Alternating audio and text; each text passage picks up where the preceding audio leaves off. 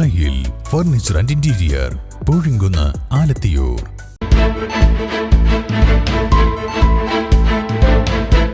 നമസ്കാരം. വെട്ട ന്യൂസ് ക്യാപ്സ്യൂളിലേക്ക് സ്വാഗതം. പവൻ ഗോൾ തിരൂർ.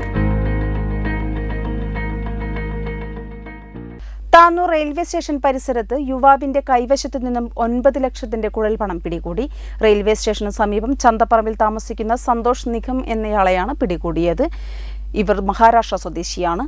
ഇന്നലെ വൈകുന്നേരം താനൂർ ഡി ഹണ്ടിന്റെ ഭാഗമായി താനൂർ റെയിൽവേ സ്റ്റേഷൻ പരിസരത്ത് കഞ്ചാവ് ലഹരി പദാർത്ഥങ്ങൾ പരിശോധന നടത്തുന്നതിനിടയിലാണ് ബൈക്കിലെത്തിയ യുവാവിൽ നിന്നും രേഖകളില്ലാത്ത കുഴൽപ്പണം പിടികൂടിയത്. 2 കെട്ട് പണം അരയിൽ കെട്ടിയ നിലയിലും ബാക്കി ബൈക്കിന്റെ അറയിലുമാണ് സൂക്ഷിച്ചിരുന്നത്. പ്രതി റെയിൽവേ സ്റ്റേഷന് സമീപം ചന്തപ്പറമ്പിൽ താമസിക്കുന്ന സന്തോഷ് നിഗം എന്നയാളെയാണ് പിടികൂടിയത്. മഹാരാഷ്ട്ര സ്വദേശിയാണ്. അന്വേഷണ സംഘത്തിൽ Tanur CI Tony Jemattom, Tanur SI Sujith, ASI Saleesh, CPO Anil, Aneesh, Bijoy, Shine എന്നിവരടങ്ങിയ സംഘമാണ് പിടികൂടിയത്. വെട്ട ന്യൂസ് താനൂർ.